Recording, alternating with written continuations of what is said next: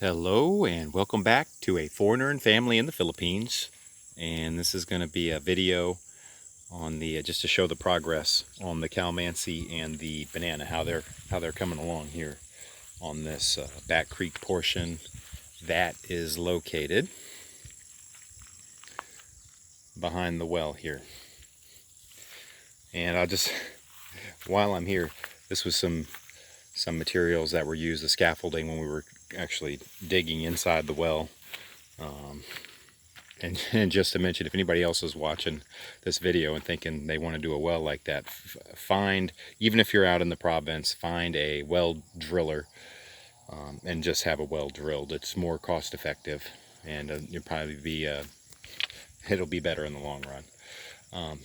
This situation with the well, I'll go ahead and mention, is one, I was clear that I did not want water pooling on top of the well. It needed to be, I think the convex, so that way water would roll off of this and wouldn't collect on top of the well. But any time it rains, it collects water on top. I had a top made. I wanted a nice top made, and this is what I got. It's got holes all throughout it.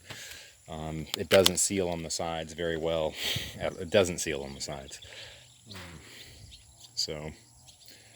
And the reason is this is our water. I didn't want mosquitoes or any other sort of insects getting in there and having larvae. And also, because of the lock over here, I had a cheap little lock. It's not even a weather resistant lock, but it should have been okay for a couple of months. But because it was sitting off to the other side, it was sitting in the water, and it corroded over. It basically doesn't operate now. So yeah, this was a disaster as far as wells go, and we don't even know because we're not even using it. I mean, we pump water out with a little submersible pump that will pump up to here, but it doesn't pump up to the house. So we have to get how that's going to be squared away. And I am working on that. As you can see on the corners here, we've got columns. We're going to go ahead, pour some columns, and just fill it in with hollow block. I didn't want to build a separate house, especially for that big for the pump, but it's going to have a little pump house here. It'll have a little roof, and that way, even though that door doesn't seal, it'll be able to seal, so we don't have the issue with the larvae in the water, and maybe a little extra security for the pump over here. But that is the situation with the well. So back to the Calmansis and the bananas over here. These bananas here that we planted are almost full-size bananas. They're actually doing really well. Good thick stalks on them.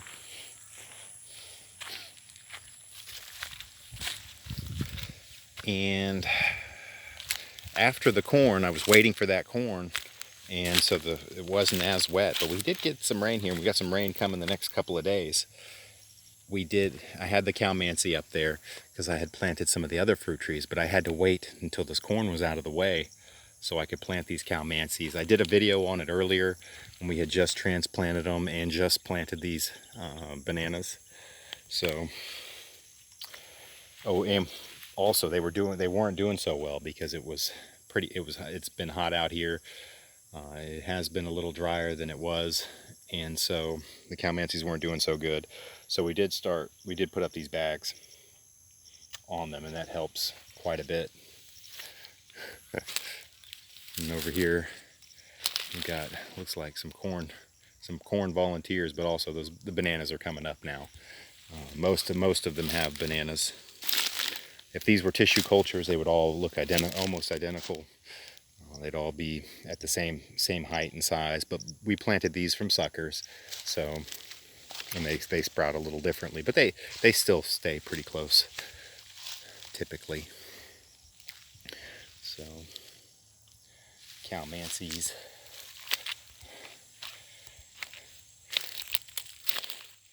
There were a couple crooks in the creek over here that runs behind the well. So I added some additional row or in an area where of banana where it would get the benefit, because the bananas will be fine. I just didn't want the Calmansi. It is citrus, and I didn't want it having some fungal issues being too close to the water. So we have the 2 rows of Calmansi going here, the row of banana in between, and another row of banana on the outside here. And the same deal on the other side. I had extra Calmansi, so we added a 3rd row of Calmansi on that side. And then there's, so a couple rows, 3, I think there are 3 rows of bananas over there as well. But here it's just the 2 rows of bananas and the 3 rows of Calmansi. Excuse me, 2 rows of Calmansi over here, and then the 3 rows on the other side. And as I'm just going down, I'm just checking out these bananas. Most of these are coming up now, so that's great. Guys here, these were planted from sucker, so the chances of them having some issues, mainly bunchy top, we want to try and identify those immediately and get those eliminated. And even that little banana is starting there.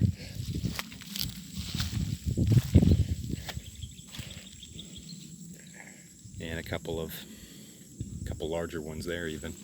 So, and I've run into this looks like a bad one. It has some sort of, it's like almost like the graft was too large for it. The scion piece was too large for the rootstock almost.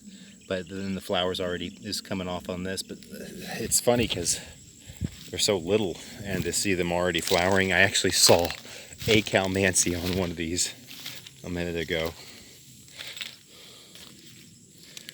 So, but yes, this is going to help them here because we have the dry season coming up, and I just need them to survive a dry season, get through that first dry season, and should be okay.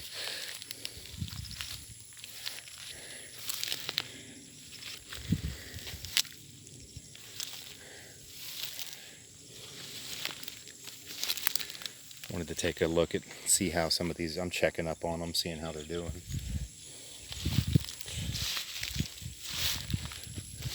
And we are working our way over here for the weeding. The weeds aren't that high, but they're next to the creek. There are some vine weeds, and those like this, that you can tell this banana, and you can see it was struggling with the heat a bit too. Got some sun damage on the leaves, but it's also struggling with some vines here. I can see from here a little flower on that one, on that Calmansi. Oh, and just so everybody knows too, who doesn't know, Calmansi are also called lemonzitos, and that is a little citrus fruit, probably half the size of a golf ball, maybe a third of the size of a golf ball, and kind of a cross between a lemon and a lime.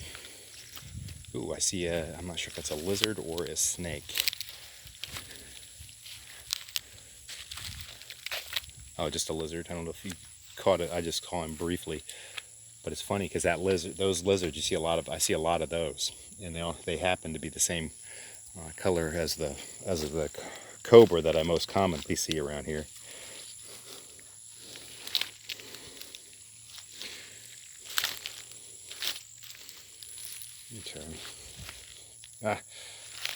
It's not in good shape and the flower is off, but this one does have a little tiny Calmansi there, and there. 3 of them. Tiny though. The other one that I saw looked a little better, but it's just funny to see a little fruit tree. And I think that's because of the graft piece. The scion that was used on the rootstock was a little large.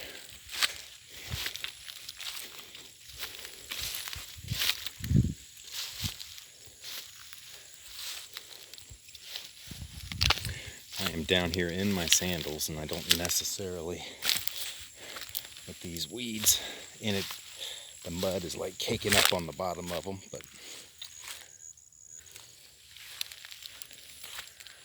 wanted to take a look at, check these out in the back even. Okay, they're coming along good.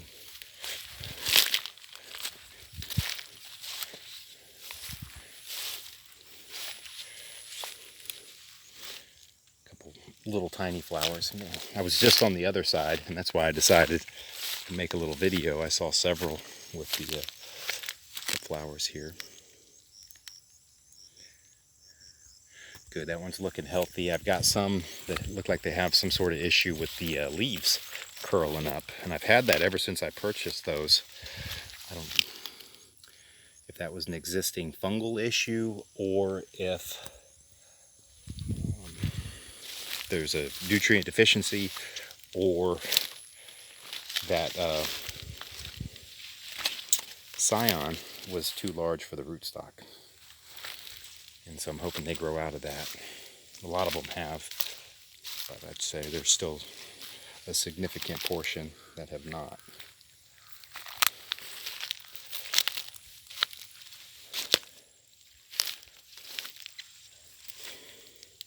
Ooh, this one looks pretty bad here. It's been eaten up by some pests even. But yeah, I'm happy to see the banana. I just blew by the larger banana too. Happy to see these guys are getting nice and big over here next to the creek.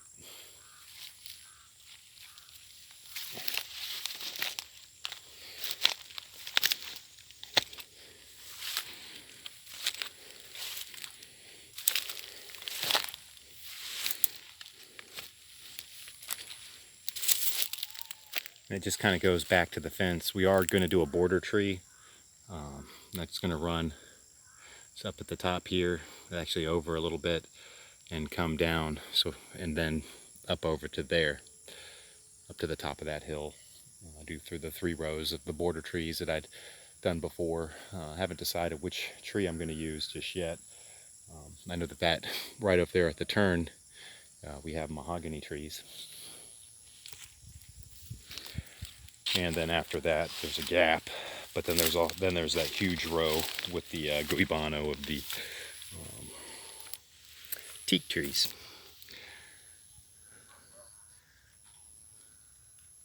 And so there are some more flowers, which is good. Oh, and I've been showing some of these bags, and now that if I don't actually put it in the bag, it doesn't look like you can see it. So I am sorry if you're sorry about that one.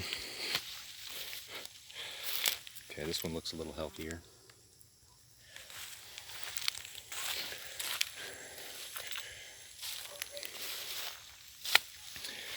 And one of the trees that I was interested in, and I've mentioned it before, those endemic endangered species here, the Larvae, the red lawan.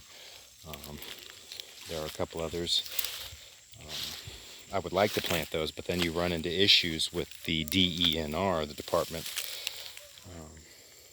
of Environmental Natural Resources, where if you go to cut one of those down later, it's a big deal because they're protected. So there's another, Gymnelina is a good wood over here. It's a hardwood if you let it mature properly, but which doesn't happen all the time here because folks are looking to make a little something on them, and so they cut them down before they're fully mature. So then they're really hurting their profit on it because it's and it's got some pest action going on over here. But what was another thing? Oh, I wouldn't mind having some goats over around. This may be, and this one could be. It's too early to really tell. That little banana right there could be a bunchy top. So that's the only one I've potentially seen so far that I'm looking at as a bunchy top. But the little seed berries that the Gymnelina produces could be harmful to goats. So I'm going to make sure, and if they're harmful to goats, maybe there's an issue with cows or carabao eating them too. I'm going to look into that and see before I go planting some Gemmelina. But we're back here. I wanted to see the progress, and so I've seen it, and I wanted to show it too, just to see that things are moving along here. I'll go ahead and enter there. Please like, comment, share, and subscribe.